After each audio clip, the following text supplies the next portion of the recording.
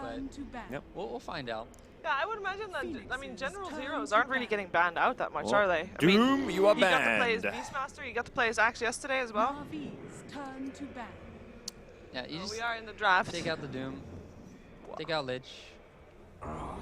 Yeah, is Na'Vi banning out the Lich this time? They have first pick though, but so far that's the Think they'll only go change, Wisp, and they yeah. go for the IO themselves. Either go Wisp or Bat Rider there. I think, well, now you have Beastmaster still in the pool, but I think there's easy ways to deal with Beastmaster. I mean, the Wisp relocates have saved a lot against the Roars. And it's not like Forev's preferred hero. He's not like a Bulba or a, I mean, even General or someone who's like, yeah, Beastmaster, send them my way. Even Bulldog lately with Alliance, it's been like, that's one of their #1 priorities sometimes. So when MVP Phoenix had Beastmaster left in the pool, it's not like they instantly snag it up. I'm very curious to see who took first pick too this time around. We haven't seen maybe the yeah. discrepancies between the first and second pick too much, but in this matchup, first pick is very key for this Wisp. Yeah, I think when you're playing a new patch, you just choose first pick so you can get used to drafting around it being exactly. an like you get to kind of dictate what you take and what's left in the pool. So both games, Na'Vi has been Radiant. Both games, Na'Vi has been first pick. Oh, Navi first pick both games. No, MVP had first pick last game. Oh yeah, we did see the Doom first It pick was on a the second dial. pick Lich. Yeah. You're right. No, Na'Vi is the one that favors Radiant above all. Even Yeah. with all the changes. So previous Last games they patch would've as well. gone- They love Radiant. They're trying to find out what they want to do because Na'Vi are going to pick Bat Rider 100% next if they leave themselves vulnerable. So they have to make sure that they have a counter in place. Do Navi prefer Bat over Beastmaster? I think they do with Bat. Just because it gives you more vision, more scouting. Yeah. So yeah, Queen of Pain. Bounty like Queen's hero. Oh, okay, Ditya. Hey, what's up? We have Nature's Prophet for Na'Vi, so no Bat Rider, no Beastmaster. Two heroes that we're missing that we see picked up very early. Those are General's signature heroes as well. And the Nature's Prophet is often played by DHRI in the safe lane. So this is not like, oh, they're not picking the Beastmaster or the Bat Rider. It's still very open. Saving it, yeah. We just expect to see both of those can't banned play it, though. though. Oh, actually, MVP Phoenix is thinking that it will be General Nature's Prophet, as they did ban out the Lycan. That is no Yeah, longer well, on can DHRI. MVP think that, but it's like, I think MVP are trying to protect themselves from some kind of a push strat. For Na'Vi, it's very much open. If they want to go for like a more pick-off, gank-heavy lineup, you've got global TP, you've got relocate, you can have some initiator like a Bat or Beastmaster. I think Bat or Beastmaster is still looking really solid for Na'Vi right now. Yeah, both I teams. think so too. Both teams can still We've do it. seen how much General can do with that Bat Rider, even in the game where I believe Andy said, you know, he's never going to get a kill against a Morphling. Got a kill against a Morphling in the first 2 minutes, no problem. I mean, that's why he's casting now. I mean, he's not on the panel anymore. He knows what's up. I don't think he can hear us, so you can play him all you want. Actually, if you put your headsets on when you're casting, they should be able to hear us, but he might have it off. He doesn't want to hear how terrible he's- analysis. It's like, who are these guys? No, I love you, Witch Andy. Doctor. Stuck to them. Okay. It's a very good hero. Just for a good sustain. support against Treants and stuff And too. you're good against IO too. I mean, you relocate in with someone, you get a cask, and both are immobilized, so pretty decent there. Now for Na'Vi, both with IO and with Nature's Prophet, you want a hero that can provide vision. Now I know we say a lot of Bat Rider, but wouldn't Beastmaster be better in that regard? I personally prefer Beastmaster just because it gives you more push and damage up. And if you're running a safe lane Nature's Prophet, that's something that, like, this hero is a pretty good carry and he does transition well, but I just like how they can push and they can play faster tempo with the Beastmaster because you get a kill and then you push a tower really quickly. With Bat, you get a kill, you don't necessarily push a tower right afterwards. No, the only reason they would is if Nature's Prophet comes in and helps out, but even then it's not. I was just about to talk about this Ember Spirit pick because I was saying if Na'Vi.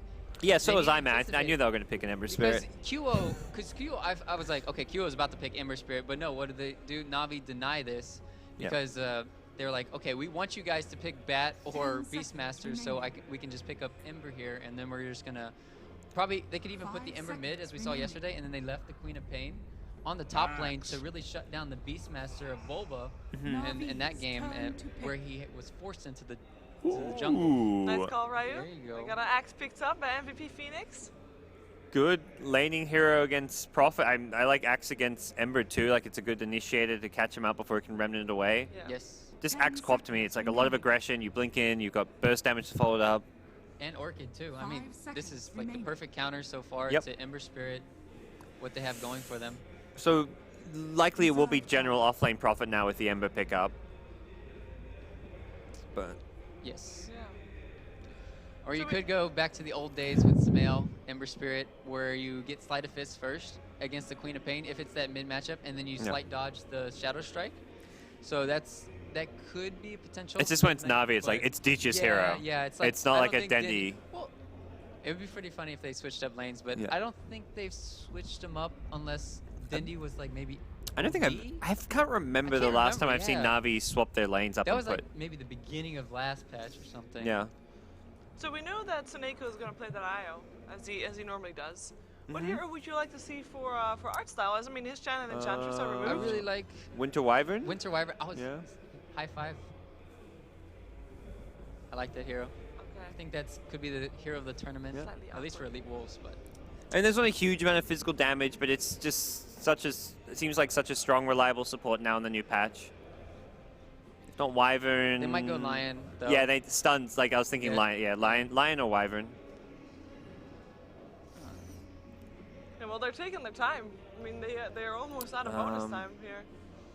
Would you pick up your support Wind first? Ranger at your service. No, they go for They're Wind gonna Ranger. get- So they left it. So it will be Digiraw Ember then, Dendi Wind Ranger, Yes. Yep. and indeed a General Nature's Prophet. We were thinking they were going to save it because there's potentially, like we were talked about, MVP. They could still run the Queen of Pain, maybe safe lane, get another 10 aggressive seconds mid hero remaining. like Wind Ranger or TA, and then. But it looks like Na'Vi are like, 5 oh, we want seconds our mid remaining. now, so we know what we want to do. How I don't- is Na'Vi going to deal with the axe? Oh, they have to relocate, so I don't think it's that big of a No, deal. but Axe is going to turn on his blade mail, and you're not going to be able to hit him anymore. Blade Mail's only good against Dendi if he's focused fire. Yeah, but he's also the only one that can deal out a lot of damage in the early stages of the game. Like later on, sure, Ember can take care of that, fine. But early on, and even then, later on, I'm not even sure if Ember can do that. Axe is definitely a problem hero. You Yeah. want to make sure he doesn't get too much out of the laning stage, I feel. Especially if he's in the off lane, you want to be trying to zone him out a bit there. But something MVP often do is run dual lanes, like have Witch Doctor with the axe in the off lane. Have a just safe lane solo hero like Queen of Pain. Yep. Or whatever their last pick may be, so. I don't think Queen of Pain does that well against Nature's Prophet in offlane though. No. Like, that is one matchup you don't want to have. You'd rather get like a, I don't know. But if they do dual lanes, then it could be fine. The Queen of Pain plus Witch Doctor could shut down. And then you could still have the Bounty Hunter Axe off lane potential too. But yeah, I like having You the could get Witch like a, oh, let's go back to the Bat Rider option, just do Bat versus Nature's Prophet with Yeah, it's Bounty not too roaming. bad. But then you just TP away, and then. Well, that's what Bounty comes in, you know, has Oh, the yeah, shuriken that's- ready to go. I think the Bounty is what can make that 1v1 matchup in the top lane better for MVP, despite what they pick. But a Slark ban, actually, that's not a bad. smart one. Yeah, they don't have anything great to contest the Slark, and it would just probably free farm away. That's a CIS support classic. And it's strong against most cores, as long as he can get his positioning right, which obviously is key for quite There a you few go. heroes. Has good stats, doesn't get completely bullied around by a Bounty Hunter. You got Brain Sap for extra sustain. Fiend Skip 10 Axe seconds until his blade mirror wears off, and then there can be a focus fire shackle, and then you can take him down. 5 seconds remaining. I'm still not sold on the Too. Blade Mail just yet this game. It could work. Reserve time. Why wouldn't Wait. you get a blade mail? When would you get a Blade Mail? You'll get your axe. You're Against gonna get a AoE blade mail. damage. I guess It's better Sven- against it's really AoE good damage. against Sven and Gyro before BKB. Yeah. But in this game, Like if you're a Wind Ranger, just you see just it. stop Yeah. right-clicking him if he pops Blade Mail. That's also a good thing. it could be right? the turret, right? Sort of, but you don't want to buy Blade Mail so they stop attacking. You want to buy it normally so to guarantee you do some return damage. Like we talked about, I said it's really good against Wind Ranger this game to deter him, stop him from focus Imagine firing. But she focus fires, he Ooh. blade mails, and then Berserker Skulls.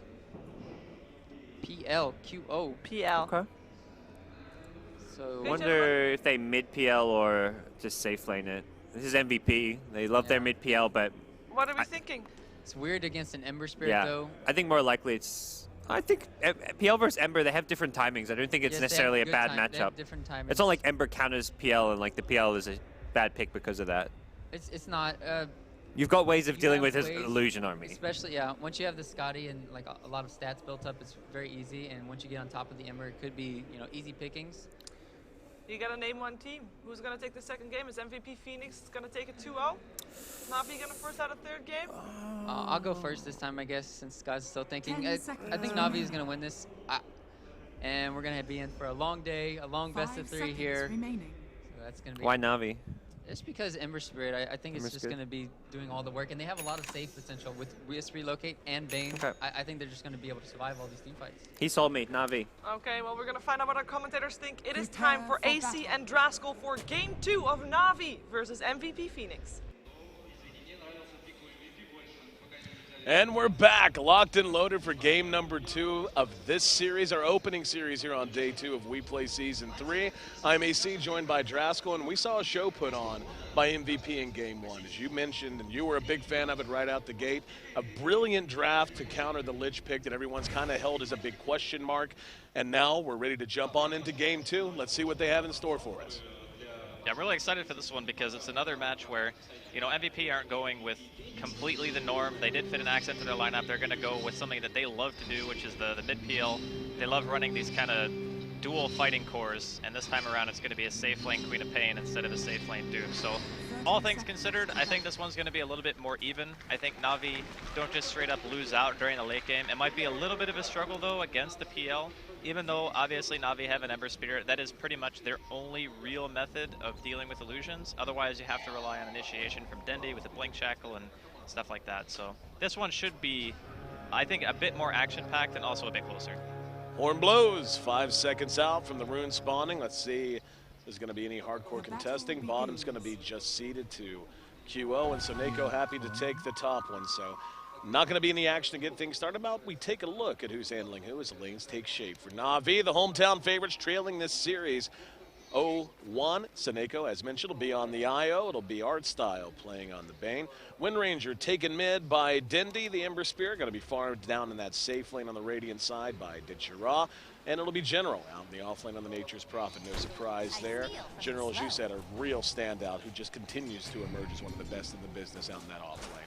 In mid, it's going to be QO playing our Phantom Lancer. It'll be the Bounty Hunter played by Fevy. He's going to be out in this offlane for the Dire side. He's joined by Forev on the Axe. The Queen of Pain going to be farmed by MP. He's in the safe lane, and he's going to be helped out by Dubu, who will be on this Witch Doctor. Looks like they may want to get a little active, and now General always going to be caught with a second cast shot as well. Trying to trade shots. First blood could be one more. That'll do.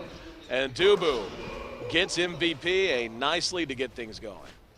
That was a really nice kill, and something that they definitely were not expecting, being that aggressive at level 1 and the Queen of Pain against a level 2 Nature's Prophet. I wonder if he couldn't have just tried to TP away, because General was actually 2 at that point, and with the Tango going, he might have had enough health in the tank to be able to walk it off, but maybe if MP turns around, he just dies regardless. But again, MVP off to a nice start here in the second game. I do think that this type of matchup is a little bit more gray, because there's kind of this really mid-game fighting-oriented style that Navi can go for, where they have such a great global presence. And I also think that this is one of the styles that they are best at. It's just causing kind of this chaotic gameplay where Dendi can initiate. He's not playing like a hard farming core like TA, like he was in the first game. He's playing a hero who can actually help you fight. Right. So I think that that's also a good step for Navi. I like to see him on these types of heroes a little bit more. So I think that will help them tremendously during this mid-game. Did see a death there. Don't panic. We didn't miss it this time around. It was the Bounty Hunter suiciding himself to Roshan. He's just going to base. Yep. He's taking a quick ride home. Let's talk a little bit about this mid matchup, Draskell. I mean, we can see QO is having problems, and that's to be anticipated. He's up against a dual lane, and not just a dual lane, but a damn good one in Wind Ranger and the IO. He's getting good levels, but his farm certainly lacking. In fact, he's missed a couple of CS. There's another one he just missed that he could have had. He's sitting at 2-0. Is this going to be okay, or is this something that they're going to have to try to change up soon? It just depends on how much they're getting out of other lanes, and also keeping in mind that they do have a Bounty Hunter on their team. So a lot of the time when you have Bounty, you're not necessarily... Okay, there's a sentry here, Art Style. In some trouble. Is he going to be able to make it away? No call. Level 3, but 2 points into the Helix. Now Ditchera coming out and using the Flame Guard to burn away. But yeah, if there was a call there, that's a dead art style, so then he makes the win. Yeah, he's 0-1-2, so 2 points in the spin means no call at this point. But again, it depends on how the other lanes go in regards to the mid matchup. If QO is just left here to his own devices and MVP don't make stuff happen elsewhere, then yeah, it's going to be bad. Because then you have one hero who's just losing for no reason and you're not able to find any sort of rebuttal in the top or the bottom lane. But I think the MVP are going to be okay with it to a certain degree. 4EV is even with the PL, or excuse me, the Ember Spirit, which I think is fine. Because in this lane, the Ember Spirit really wants to be ahead against a lineup that has like this free farming Queen of Pain, who I can assume is probably going to be going either Orchid, or maybe he goes for like an Aghanim's Rush this game just to play a little bit more safe. But having that hero that you have to worry about and being the only real way of dealing with the Phantom Lancer is putting a lot of pressure on that safe lane Ember. So if he doesn't have a standout game, Ditcherok could also suffer here too. You think there's maybe a play where you swap the Queen and QO at some point if you feel happy with the way the lanes have gone?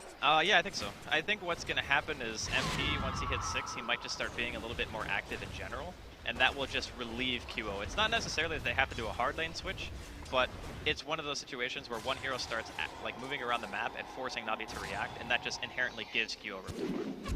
Shackle came very close to latching there, and the Nature's... Yep, the Nature's probably thought of coming in. QO with that haste wants to give chase. The snap, I was going to say, is he going to go deep, but not going to be the case. So for now, mid stays looking much the same as you said. Furez really the standout here. Tied up with the Ember Spirit art style. Just level 2.5 at this point. Even Febby on this Bounty Hunter has been roaming in and out. The jungle's doing better. Is this something that Navi needs to change right now, or is it the kind of thing where you just hope it works out? They might just kill art style here. Yeah, I'm going to say probably the former. Or you're wrong. Gets off. Oh, that's it. He managed to get off the shackles. The, not shackles, the searing chains. But Perez very low now, and here comes Soneko trying to get a rebuttal kill of his own. General's right there. There's another searing chains, and that'll put Navi on the board finally as they get a good kill and not a moment too soon.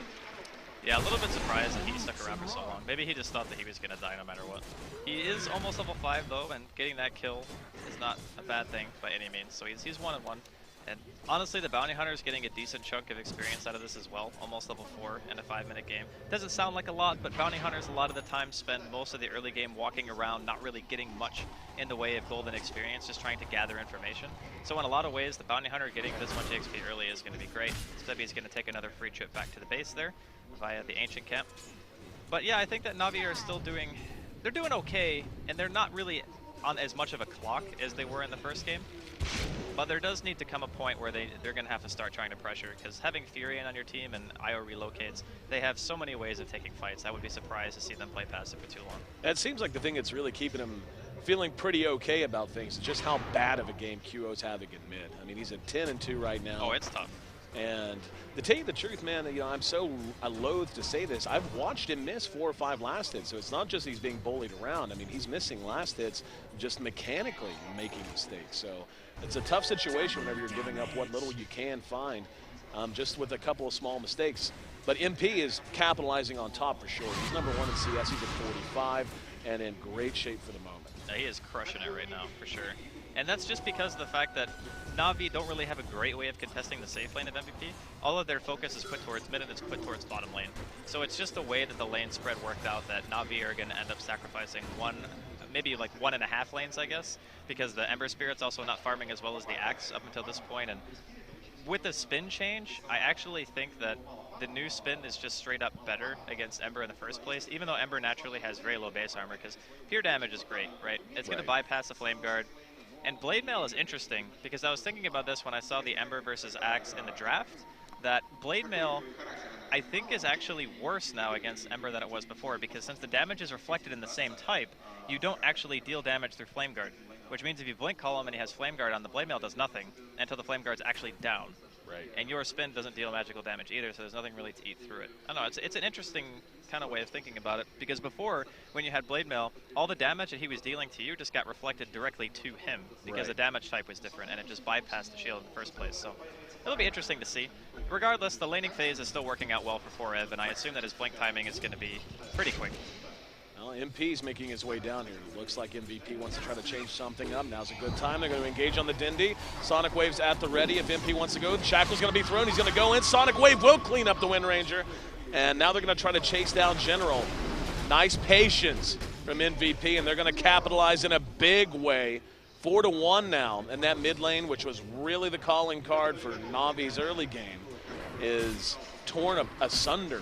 And granted, you know, losing just the Wind Ranger is not that big of a deal, but this just frees things up for the Phantom Lancer. He was hanging around. This is going to be his level 6 after this card, I do believe. Yep. So he's in excellent shape to recover, I shouldn't say. He's not quite back yet, but certainly looking good for MVP. He's been given that little breath of life, I suppose, when you have a really tough early game. And this is what we expected, right? Eventually, MVP are going to start rotating around. They have Bounty Hunter, they have Queen of Pain, these heroes that are very adept at early game skirmishing. So looking more towards that, we see some movement towards bottom. MP's in the area. He does that level 4 Scream, and I feel like Ditchera is okay. He doesn't have his Spirit out, actually. But sooner or later, he's going to realize. Yep. Right about now, I would say, he's going to get off the Searing Chains. Here comes some help. Do they have the damage? Nature's Prophet's ult actually enough to send them running. Here comes General. He's going to be able to grab up MP. MP, that's a very great kill for Na'Vi. Now they're going to chase down Forev, Searing Chains, and they're going to get him as well. Stick charges are actually enough to make them rethink it. Febby was hanging around there, did not show himself, and just barely is Forev able to make it away. And now QO's coming over. There's a Spirit Lance that gets him a free kill on the IO. Now Ditchera engaged from behind. Very low mana pool. Febby being burned down too much, though, by the Flame Guard. So MVP going to be happy to just take a 1-for-1, though. It's a 1-for-1 that very heavily favors Na'Vi. Unfortunately, when the Axe taunted, he had like, I think 3 creeps on him. He got hit by a tower a few times, and the Ember did not spin 1 time. Oh, man. 0 spins when he was going at Ditchera, so that ends up backfiring really hard. It means that instead of getting the kill, they potentially lose one of the more important heroes on their team, their initiator as well. And interestingly enough, he is opting for the Vanguard build on the Axe, so he's not going for just a straight up Blink Dagger. Maybe he wants to do a bit more creep cutting and make sure that they can apply pressure to towers directly instead of more fight oriented, which I think is fine.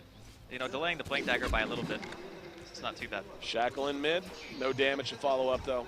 Dindy was already at low health and probably didn't want to take the chance that there was a Bounty Hunter or some other hero lingering around, so he backed out with the help of Seneko. All right, Wait. 2-5. Go ahead. No, I was going to say, now that I think about it, maybe he's not going Vanguard. Maybe he just goes Hood. Because there's a ton of magic damage on Navi, right? Like, there's Nature's Wrath, Ember Spirit's a lot of magic damage, there's Power Shot, there's other stuff. I mean, obviously both are good, but the only reason I say that is because the new Hood is significantly cheaper, right? It's like 1,700 gold now, or 1,725, something like that, as opposed to what it used to be, and that's a huge difference. And plus, the active, for the amount that it costs, absorbs so much damage in a fight that it might even be worth buying in this early state of the game. There we go, more movement towards mid. Another Sonic Wave, unable to bring Seneko down. They do get the Wind Ranger, though, just barely. Seneko now making a run forward. QO wants to find a Spirit Lance. Doesn't look like he will be able to. They're very deep here. The rotation is coming from Artstyle in General. General shows up, engage very quickly. The damage is there. Are they going to be able to finish him off? No. Yes, they do manage to get the one, Seneko, but General barely able to escape with his life. Very low health. Now Artstyle going to be eating some damage. There's a Brain Sap. Here comes Ditchera to clean up house. Sleep on the QO. And Searing Chains, enough to bring him down. So Na'Vi with a good exchange that time. Once again, only giving up the IO and getting the 2 most important cores on the side of MVP. Really good turn there. And you can see the way that MVP like to play this. It doesn't matter if their heroes are good during mid or late game. They just always want to fight. Shackle not going to latch. And wow, Dubu turned right back around into this. Is going to die for free. That was immediate burst down. And Febby's got to be careful. Yeah, that was a Spirit. A Spirit hit Febby as he was running, and it gave him the tip-off that he was there. The dust afterwards, and another great kill. And suddenly, my friend, a game that looked to be going the lopsided direction of MVP once again is drawn to 6 and 7. Na'Vi within 1 kill, but more importantly, finally taking a considerable lead, their first of the game in Golden Experience. And that's kind of what I was saying, though, is Na'Vi, this is 100% comfort zone picks for them. They just want heroes that can skirmish. They want to fight all the time. They're very similar to MVP in that regard. Now, MVP do it with a different set of heroes, but the idea is the same.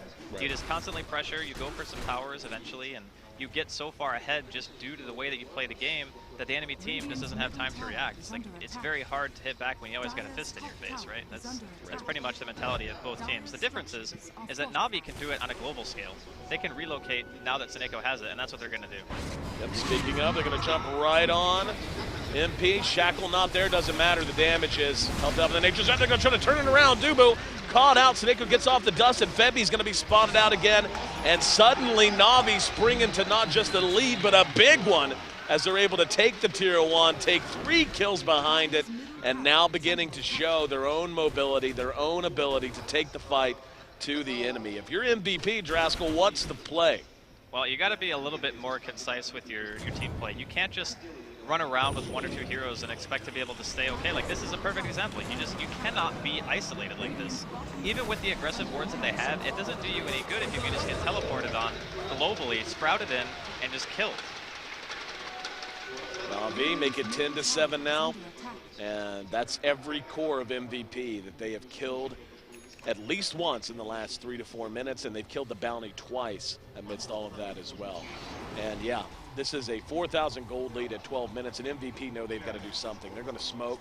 It's the Queen of Pain and the Witch Doctor with QO out in front with an Invis rune, trying to see if they can spot something. Saneko's spirits are actually a big deal in spotting these out. There's going to be a Spirit Lance. Shackle's going to be there on Duba. They want to follow it up. So Saneko eats the Sonic Wave. They do manage to go 1 for 1. Now Dindy's got to hope they don't have the damage. They do. Double kill for MP, and even though Dindy got a killing spree there, that just means more gold going the way of MVP when he was brought down. So pretty well played, I think. They're very good strategery out of MVP to bait that out. Yeah, they were not expecting the wraparound, and obviously the ward's helping a lot for MVP in that regard, just staying behind the tower, knowing exactly what they were getting into before the fight actually really kicked off. So, you know, all things considered, it's a nice little couple of kills there for MVP, but we also have to consider that general, this guy's almost got a mech, he's got drums.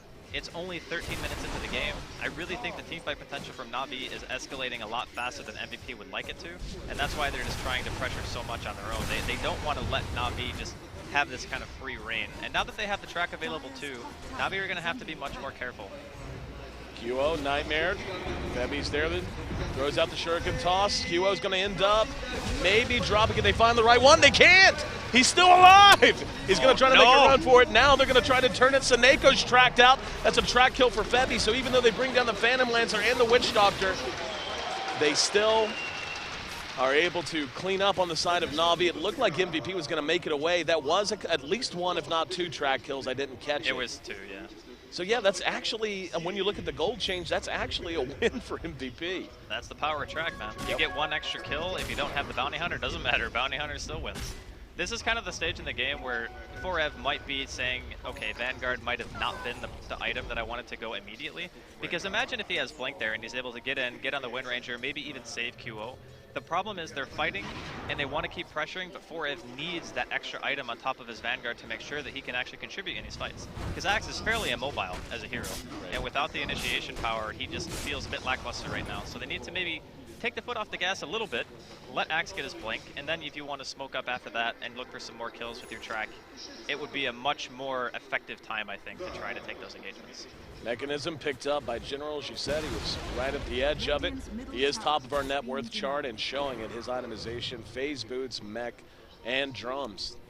He's rich. Yeah, I mean, it's 3 very important items. And really, when you look at the damage output from Na'Vi, you take a look at what's going on with Ditchera, for example, sitting on just straight up boss Aquila, so he's not feeling scary yet.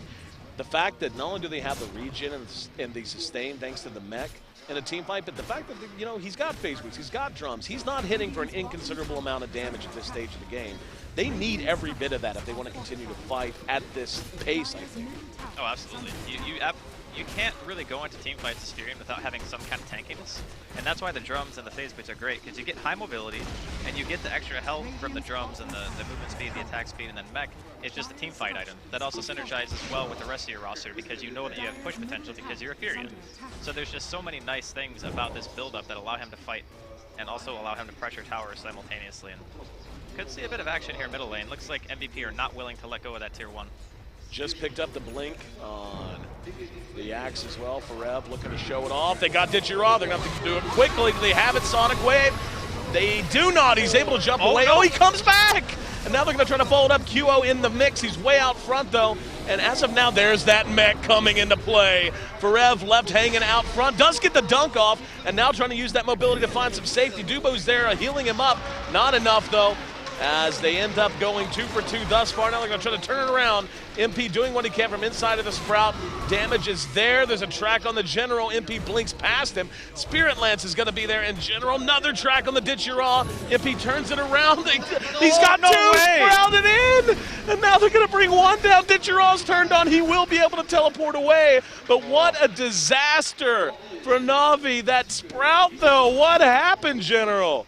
I think he just used it on himself and wanted to just try to bail, but unfortunately, they just didn't go out of vision. So, yeah, that was not the greatest from him. Unfortunate, very rare misplay. But I think, again, they were probably dead anyway because they got baited into a really long chase against Bounty Hunter. Yep. And when you're playing against other heroes with mobility and you're trying to run against track, it just really doesn't work out that well for you, as we just saw there. So, a little bit unfortunate. Na'Vi get kind of pulled into this team fight that they can't necessarily relocate win. to top.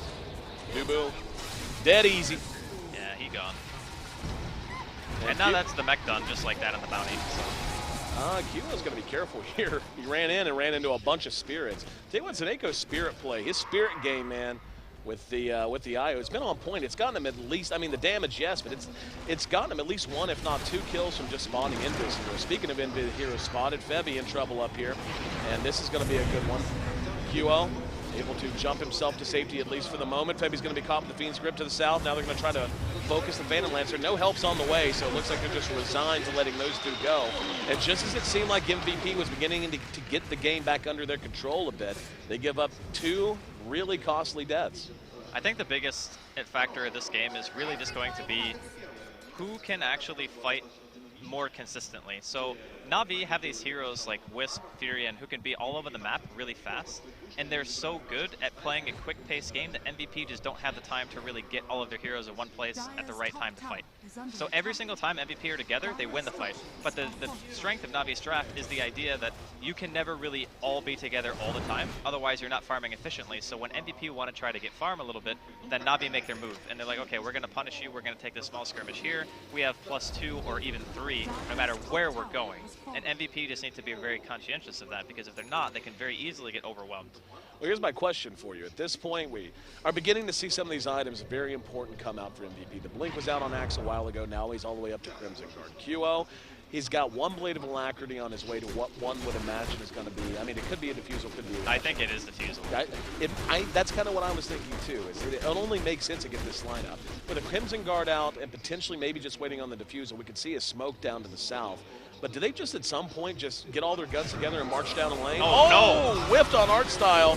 They should be able to get him in. No! Relocate is there. Shackles and the Focus Fire doing the work. Right now, Dubu's zoning them out just enough. Perhaps hanging around, but he's going to be nightmared. It's going to be juggled off of him. And he's going to be caught with the Shackles once again. Not the Shackles, but the Searing Chains. And Na'Vi take what should have been a very easy support kill for MVP, roll it up and turn it into a 3-for-0 exchange in their favor. A grand total of 2,000 gold changing hands that time around. And MVP's running out of time, man. That was a total disaster.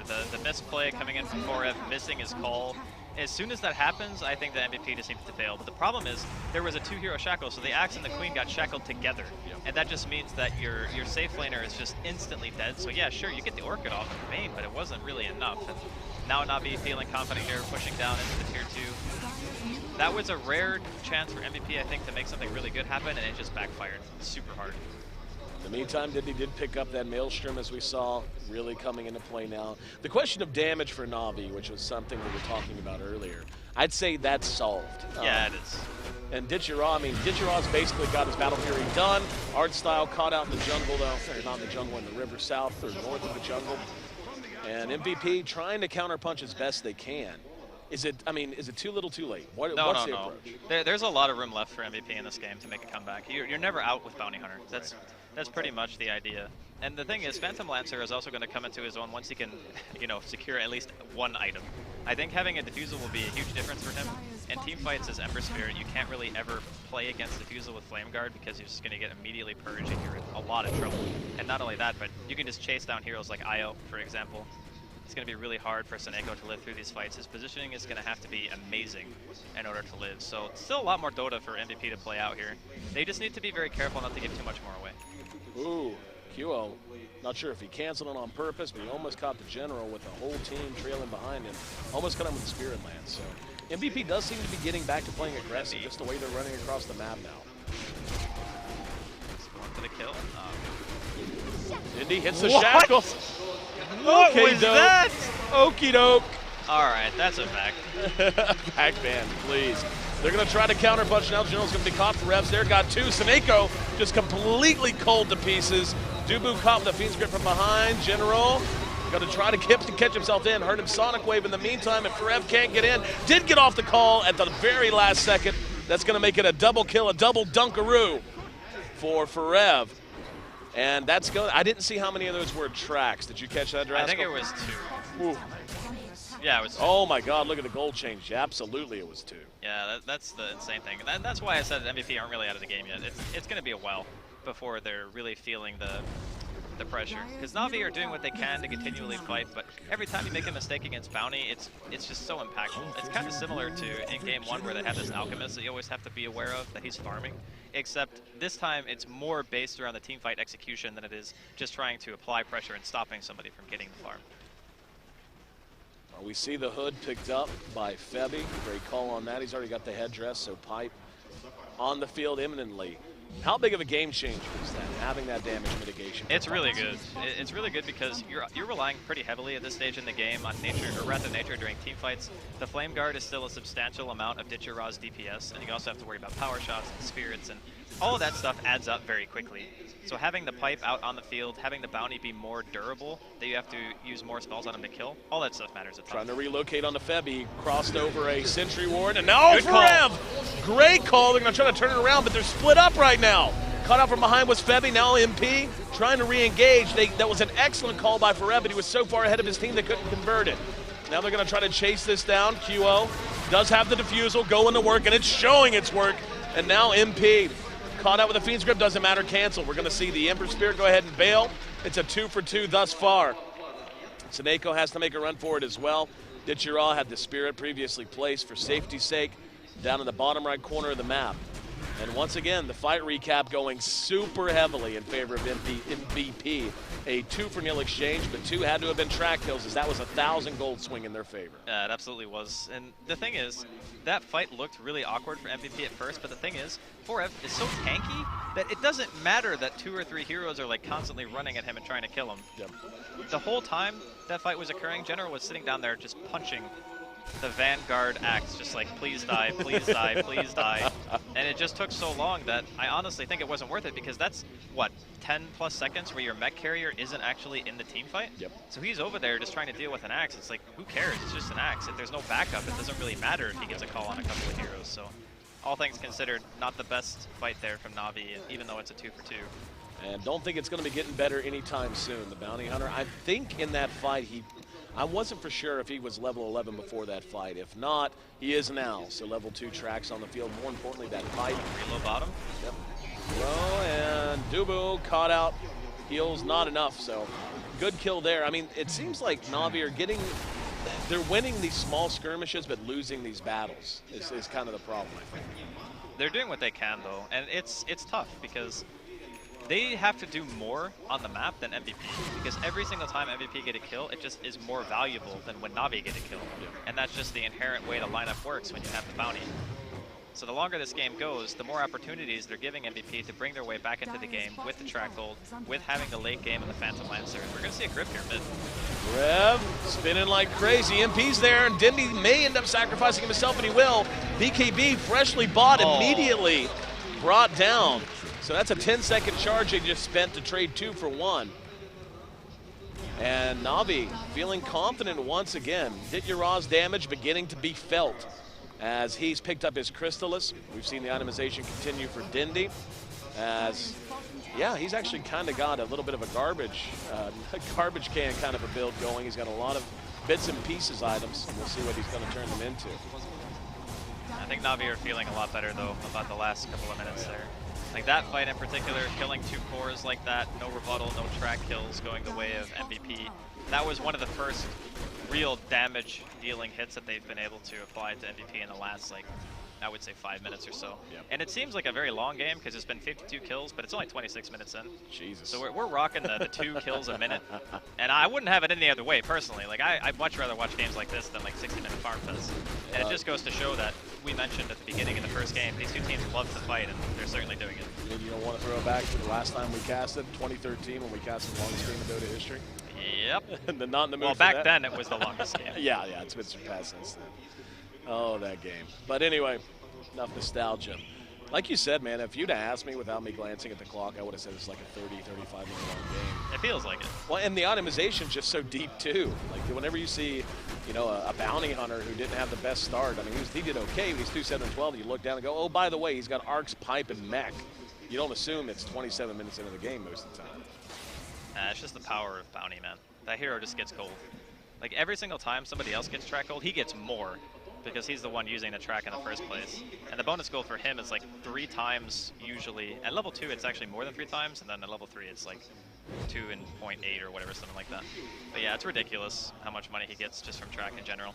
But Navi's still very, very cautious about how they're playing this out. They know they can't afford to make that many mistakes. It's very easy for MVP to just completely take over the game by virtue of just having a ton of gold, winning with a handful of engagements. Well, down at bottom, in some trouble. Is there going to be any help coming? No. A lot of help coming from Navi. They're going to be able to sprout him in. That's a super important kill. I was just about to ask you about Phantom Lancer and about how given there, and they do manage to find the cull on the Bane as well, right at the ward spot at top. How important, like how much of a clock do you feel like you're on for your Navi? Like we talked about, they don't have the best illusion clear.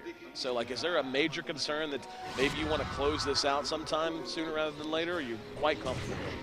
I think they're maybe not comfortable, but they can do it. It's going to be a little bit rough because, like you said, the PL is going to eventually get some items. And to be honest, it's alarming how long it took them to kill QO with 4 heroes. Yeah. Granted, I don't think, yeah, only 4 heroes. They didn't have everyone, but still, it's a little bit concerning because you think if MVP is all there to back him up, it could be a completely different kind of fight. And that's really the thing that Navi are looking to avoid. I don't think they want to take a full 5-on-5 confrontation. I think that's too risky. If they can take these small fights like 2v2, 3v3, or outnumber them, which is what Navi are great at because they have 2 global heroes, then that's what they want to do. And MVP, they still can sit in their base, they can high ground defend and whatnot, and that's fine. But I think going for the Heart Rush here on the Phantom Lancer it's overly defensive, but it could work out if they just want to keep fighting. And MVP are a team who love to do that, so with that kind of idea in mind, I would look to see them continually play aggressive here.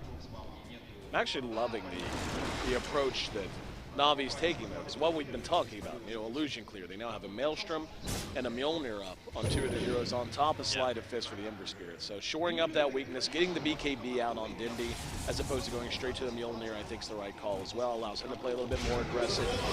Speaking of aggressive, how about we just catch Dindy out? Oh, Nightmare! Nightmare plus relocate.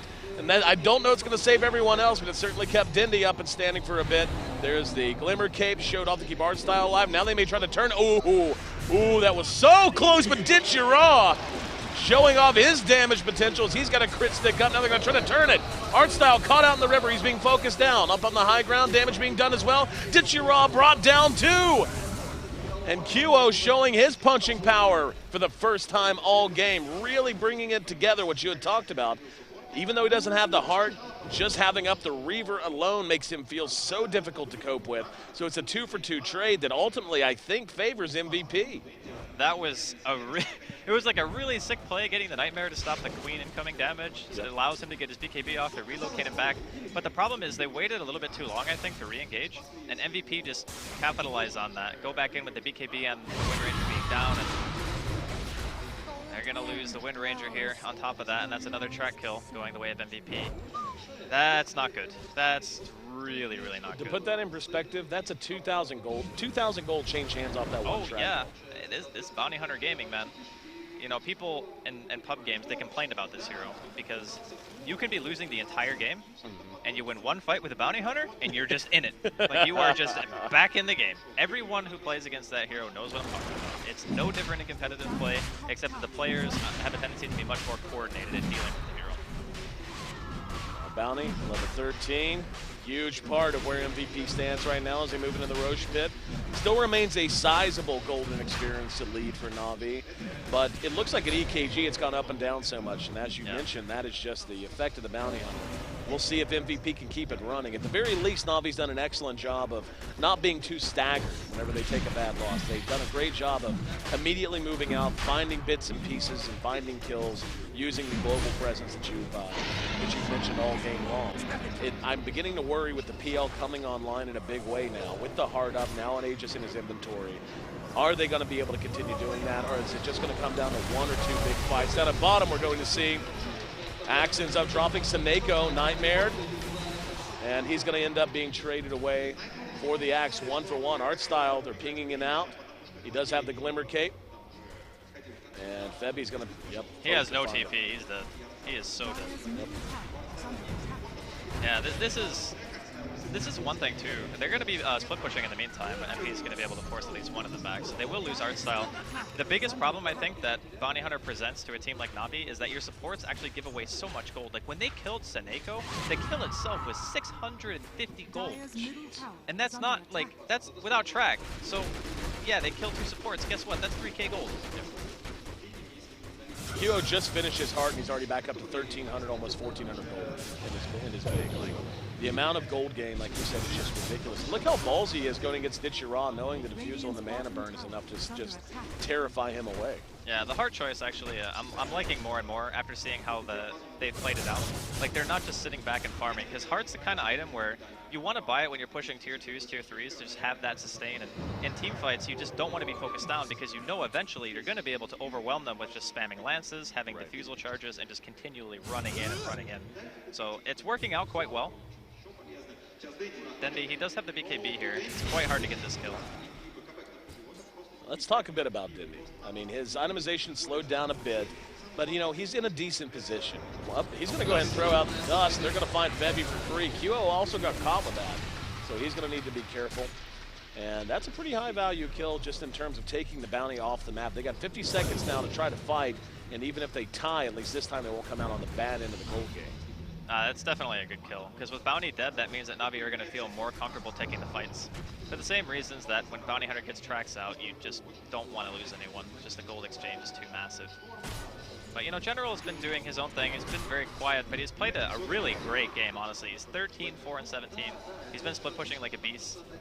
He's just keeping MVP from being able to get all the Hex on the Ditchira, just picked up, literally just bought by MP, and pays for itself there as they get the high-value kill on the Ember Spirit. It's a 547 gold kill reward, I should say. The overall exchange is about 1,400.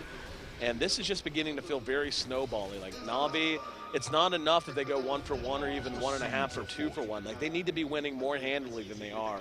And every time we see one of those little pickoffs from MVP, it just puts Na'Vi that further behind schedule. And it's going to get harder for them. Like, this game does not get easier the later you go for Na'Vi by any stretch. Like, sure, you've killed all the outer tier towers, you have that global presence to play with, but the issue becomes, you know, QO does a lot more with the farm at this stage of the game than I think even Dendi can do with the Wind Ranger. And then you have to rely on, like, Ember Spirit plus the Furion with the Mjolnir to be able to deal with the Phantom Lancer. But the later it goes, with a Heart especially, you're not going to be able to really kill QO in a full-on team fight unless, you know, MVP aren't there backing him up. And that's really going to become more and more of a concern because there's still a lot of outer tier towers left for MVP to take. And I don't know if Na'Vi are feeling confident in themselves right now and taking that full 5-on-5 engagement. Playing the Rat Dota game against Bounty is still tricky. And you got that Hex on the Queen we just saw showcased there that helped them pick off the Ember. It's getting very, very stressful for Na'Vi right now. Not just the Hex, but also the Orchid. Having the Orchid to deal with the Ember Spirit is just going to be huge as we see her get more and more important as an initiator into these fights. So let's talk a bit about Na'Vi, though, and see where they stand. You know, it feels like Navi's got, you know, what you would expect them to have, but they don't have that big game-changing item, at least to my eyes, on the way. I mean, BKB is going to be done basically now for Ditchira. But other than that, you bounce around. Like, what is there an item that is really going to get them back into this, or is this just a situation they just kind of got to let play out and hope they can out-execute them in a big 5-on-5? I think a lot of it boils down to execution. But there, like, the BKB on the Ember is a fairly big deal because Vincere has an extremely hard time standing and fight against Phantom Lancer. So a lot of people have this the conception of everyone thinks that PL is just good against Ember. That's not entirely accurate. The old PL, I would agree, but the new PL can just keep spawning illusions at such a rate that your Sleight of Fist is actually not up often enough to get kills unless you get really lucky and just like crit on 5 of them. You know what I mean? Like, you have to get really good RNG to really kill the PL. The strength of the PL against the Ember comes from the fact that he has a hard time going high ground against you. That's where the Ember becomes strong. But they just pinged out QL. Yeah. You know which one's the real one. He's trying to get the heck out of here. And Artstyle picks the right one. Relocate's coming in. This is a huge kill for them to find. And the response is there, just a little late, and probably the best call for Rev and MP can make, just backing out. Now Na'Vi going to try to convert this. Rev's going to go in and get off the call, though. Has the blade mail. There's going to be the scream. Let's see if they can follow it. Artstyle's very tanky. Sonic Wave did catch 2. Dindy as well as Artstyle, but MP's going to end up, oh, no, never mind, able to make it away. Another call on the General now. Febby right there with him, turning it around. Dindy's trying to get involved. They're so damn tanky, Draskell. Yura caught and Hex from behind. The damage is the question. They got it in spades. They've got it with the Death Ward. Rev not able to get the call that time, but it's a 2-for-1. And yes, they gave up the PL, but they also gave up the Ember. And once again, those track kills coming into play, just the importance of keeping the Ember Spirit up and farming. The overall exchange, 2,600 gold in favor of MVP. Yeah, 4,000 experience too. Definitely nothing to shake a stick at. No. It is becoming problematic, to say the least. And this is kind of the issue that Ember runs into against very high health heroes, is he's great when there's a ton of stuff to hit, because Battle Fury Cleave and Daedalus scale extremely well. But when there's only a couple of targets, your Sleight of Fist, even when you crit on a hero like Phantom Lancer, it just takes way too long to kill him. They're going to come in. General teleported behind enemy lines. Now he's going to end up non-engaging as he sees the rest of MVP. There's going to be as Cask buys just enough time to get on top of General. He's going to go ahead and mech himself up. And for Rev, trying to get out in front, trying to get the call. Will he find it? He doesn't need it. General's now about to drop. That's another track kill. And everything is just falling apart for Na'Vi here in Kiev, their hometown. The opening series of WePlay. They give up game 1 to a brilliant draft of MVP, and now it's just the execution. Draskell, that's the first time in just about 30 minutes, just about half an hour for the first time, the net worth and the experience have gone back in favor of MVP. What a turnaround. It's a really bad sign for Na'Vi that like, the net worth should always pretty much be in their favor if they're playing their game plan properly. Because the Bounty Hunter is giving, obviously, MVP a ton of influx of gold every time they win a team fight. The Ember is not able to keep up in terms of what he can do against a Phantom Lancer in fights. So QO's got like Blink now, he's got Basher, Defusal 2. Like, he's just getting item after item, and this Ember just finished BKB that we were talking about a couple of minutes ago.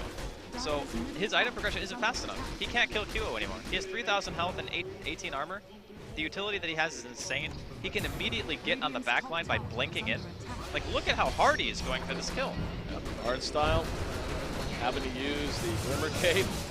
Like, they relocated. That's how scared they were that they were going to get jumped. That Seneko was actually relocating in base because he figured QO was just going to go all the way.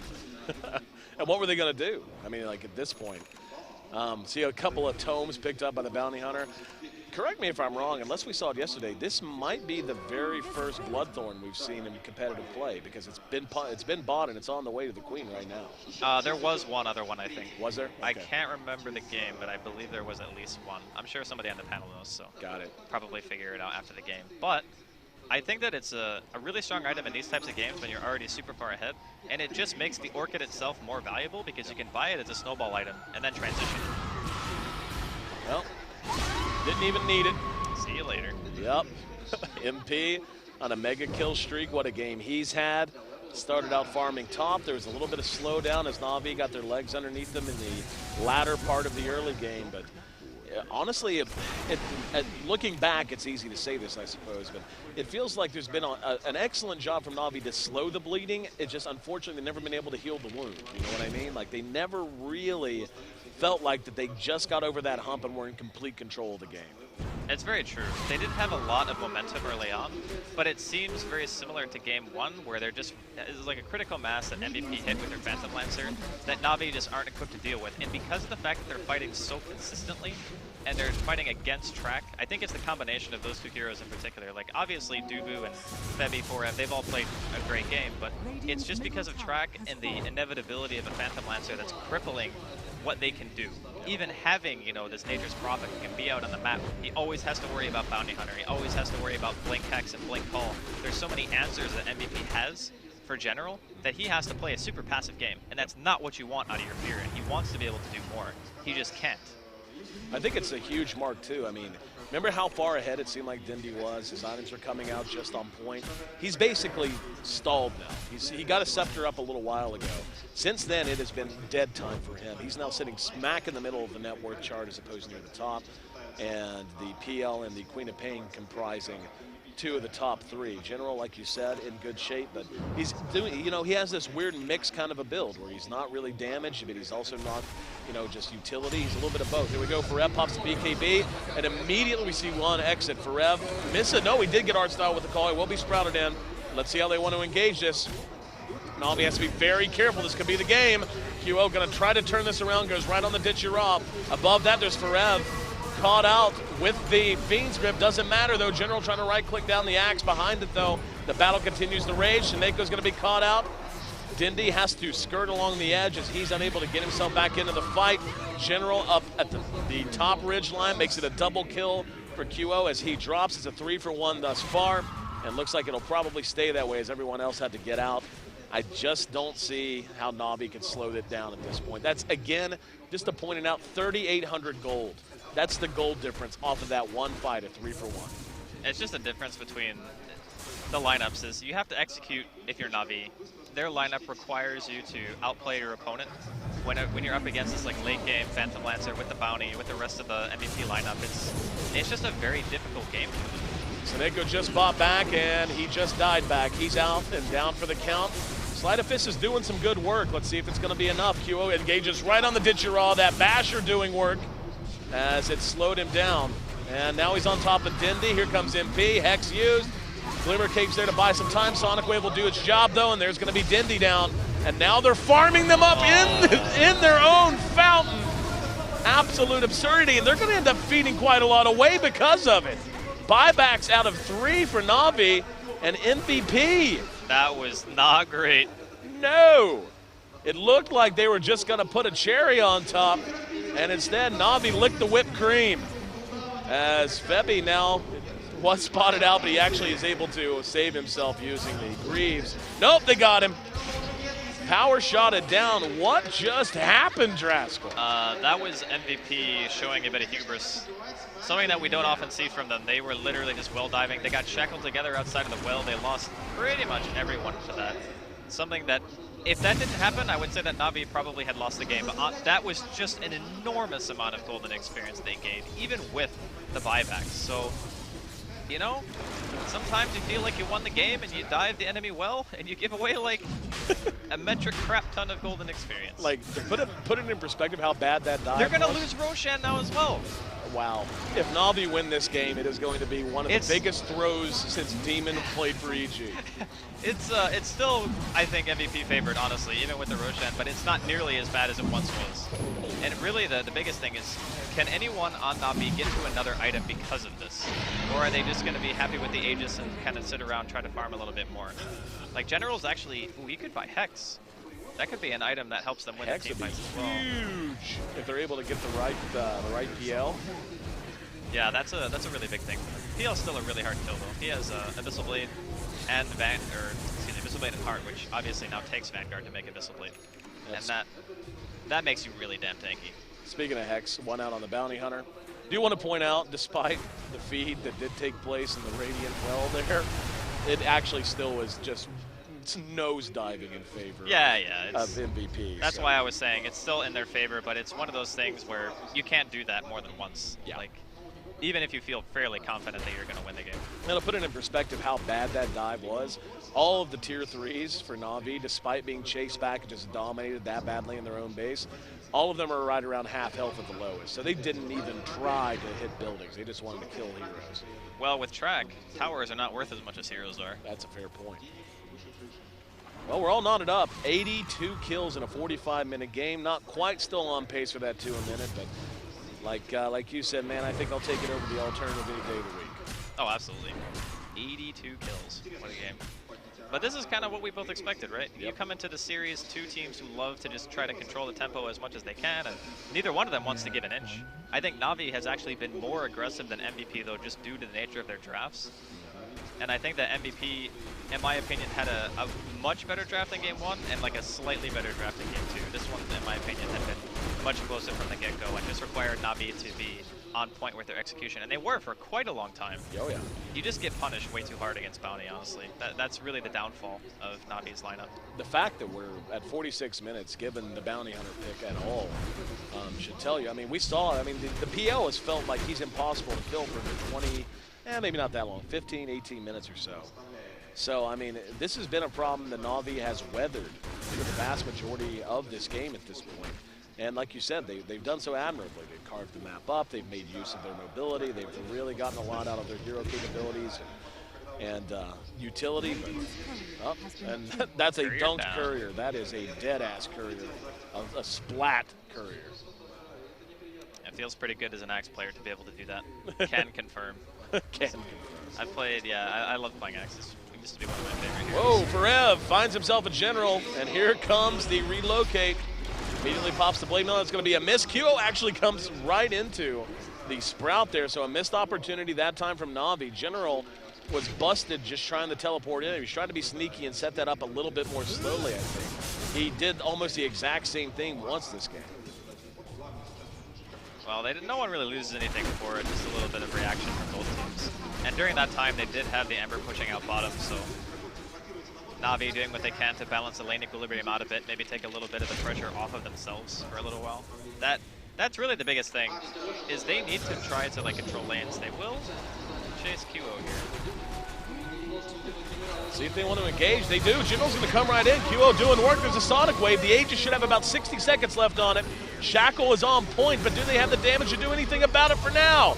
BKB is going to be deployed by Dindy. QO splits up, and now being focus fired, he is going to end up dropping. The Aegis still up on the Ember Spirit. This looks like this should be a pretty heavy win for Na'Vi if they can just continue to close it out. MVP left to run, and Ferev was nowhere near there. Dindy now will be relocated. Beautiful play as MP now becomes the target. QO back up and into the fray. But ultimately, that feels like that's a win. Well, I don't know, Na'Vi. They forced the PL to buy back. It's definitely a win. But he had the gold. I don't know that it impacted him that much. Well, it obviously does, because you have to spend like, what, 1,500 gold to come back into that fight, plus he had to also upgrade his bots at the same time. Right. So he basically invested, like, look at how much gold that they actually lost to that. Like, it's a substantial amount. Like, the overall gold swing is, you know, almost 3,000, and I'm pretty sure that doesn't even take into account the money that QO had to spend just to be able to get back into the fight by buying those bots. So it is a big thing. That's why they want to pressure immediately because of the buyback. Dijara hit with the Hex. No follow-up. QO's going to be careful. Here we go. Ferev trying to lead the way. He does manage to find Dindy. Another good relocate from Seneko. Buys some time. More importantly, buys time for that Sleight of Fist to do its work. BKBs are going to be expiring now. And let's see how committed to this MVP is. Febby just flat out got caught.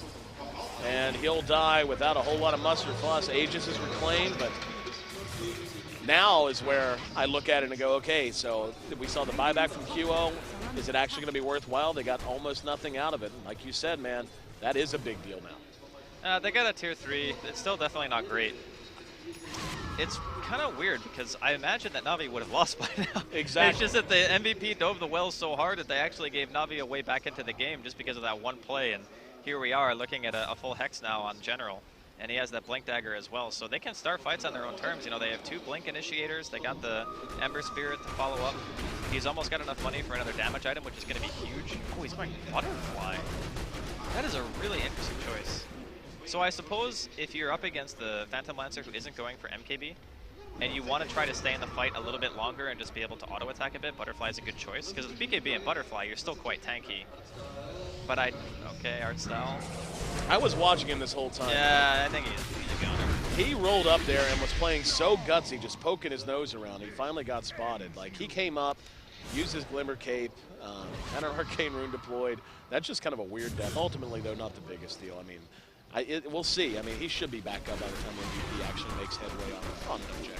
Yeah, I would assume so as well. I think he was just trying to scout out of it, and I thought for a minute that he might have some wards on him, but he didn't actually buy the ward that he has until he died. Yeah. So he was kind of just off in La La Land looking for something, and he found it. So that's good on him. Not your side of the map there, art Dire's middle style. tower is under attack. But okay, we're at 51 minutes now. Yep. I want you, if you can, hang on, how about we just figure it out on our own? We're going to see General brought down, relocates there, but Dindy doing what damage he can. And the BKB from MP is going to be enough to get him back to safety. Forev still right on top of Dindy down in the jungle. Dindy doesn't make it to the other side of the trees, but the relocate is there once again. Dit Yara, in the meantime, able to clean up the Queen of Pain over on the other side of the trees. So it ends up being a 1-for-1 Quap traded for the Nature's Prophet. I think actually MVP will be okay with that one. Yep. Because the Prophet, I think, does a lot more in pushing out the lanes. He's kind of a beast in a team fight right now.